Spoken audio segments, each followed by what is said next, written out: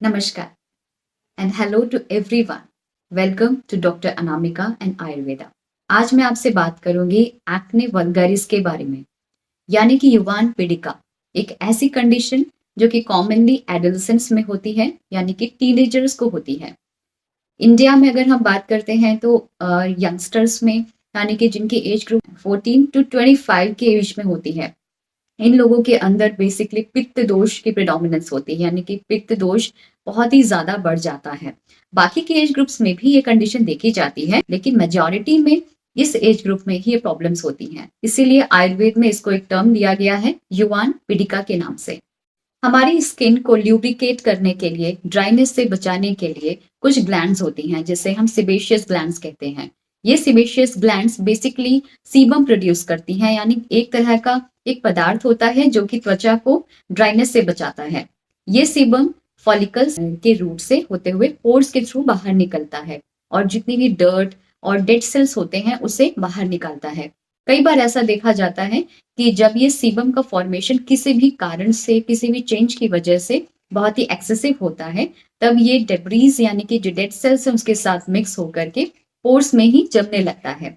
वहां पर कुछ बैक्टीरियाज की ग्रोथ होने की वजह से, ऑलरेडी वहां पर बैक्टीरियाज की प्रेजेंस की वजह से और क्लॉगिंग यानी कि ब्लॉकेज होने की वजह से इन्फ्लामेशन प्रोसेस स्टार्ट हो जाता है। इन्फ्लामेशन यानी कि जिसमें आपको लाली, दर्द और सूजन महसूस हो, ये कंडीशन शुरू हो जाती है, जिसे हम एक्ने कहते हैं। एक्ने मेनली, इसको हम अगर इसके कॉज की बात करते हैं तो ये फिजियोलॉजिकल, पैथोलॉजिकल या फिर किसी सेकेंडरी चेंज की वजह से देखी जाती है। हम बात करते हैं कि एक्ने मेनली होता कहाँ पर है। मेनली हमारे फेस को इफेक्ट करता है, नेक रीजन को इफेक्ट करता है और बैक में देखा जाता है। बहुत ही रेयरली ये हाथ और पैर में होता है। ये कारण क्या क्या हो सकते हैं? मेनली हमारी जो लाइफस्टाइल है, हमारा जो खान पान है और बहुत ही बिजी शेड्यूल है, जिसके कारण हम अपने आप पर ध्यान नहीं दे पाते हैं। अनहेल्दी ईटिंग पैटर्न्स भी इसका एक मेन कारण है।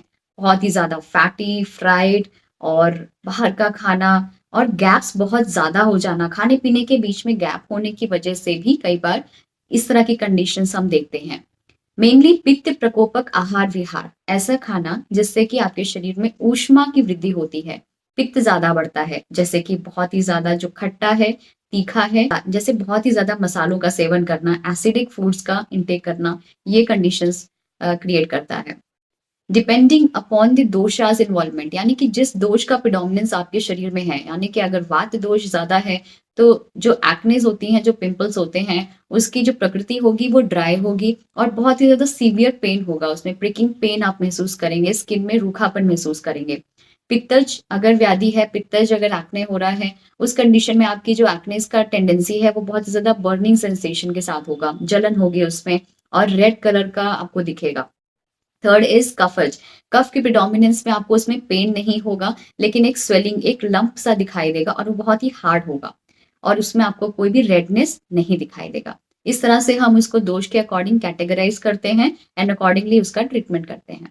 अगर हमें एक्ने डेवलप हो गया है तब हम क्या कर सकते हैं, आइए इसके बारे में जानते हैं। सबसे पहले, यदि आप अपने भोजन में बहुत ही ज्यादा spicy and oily and fried foods का इंटेक रखते हैं तो इस चीज से बचिए, क्योंकि ये इंटेक ही आपके शरीर में पित्त दोष बढ़ाता है।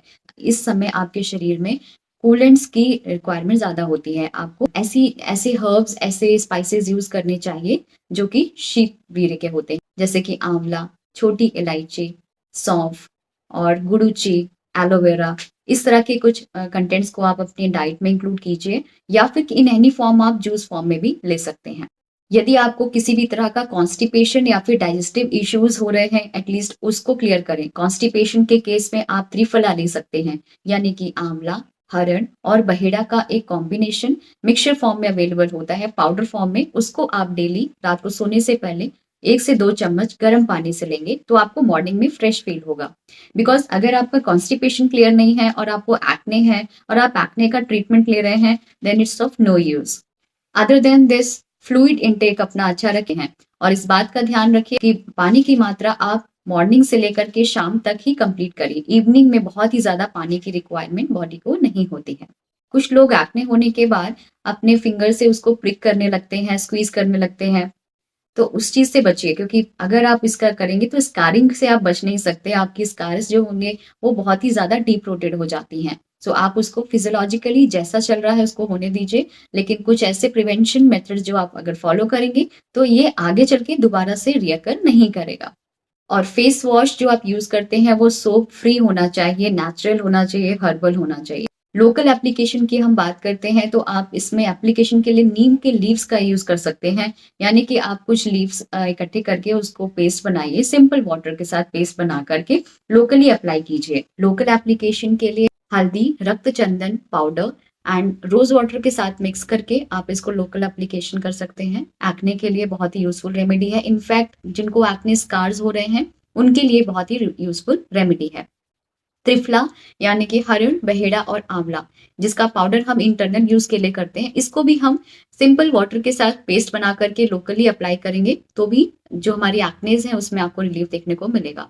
तुलसी, तुलसी का भी इस्तेमाल हम इसमें करते हैं। तुलसी एक कूलेंट है और इम्यूनिटी सिस्टम के लिए बहुत ही बेहतरीन है। इसको हम स्वरस फॉर्म में इंटरनली यानी 1 से 2 चम्मच इसका अगर हम स्वरस मॉर्निंग में एम्प्टी स्टमक लेते हैं, अदरवाइज सिंपली इसका पेस्ट लोकली अप्लाई करके देखिए, आपकी स्किन पे ग्लो भी आएगा और जो एक्ने है उसमें भी आपको बेनिफिट दिखेगा। पर्टिकुलर कुछ हर्ब्स हम इसमें यूज करते हैं जैसे कि निम्ब यानी कि azadirachta indica, anti microbial, anti inflammatory properties hold करने के कारण नीम का इस्तेमाल हम internal as well as external करते हैं।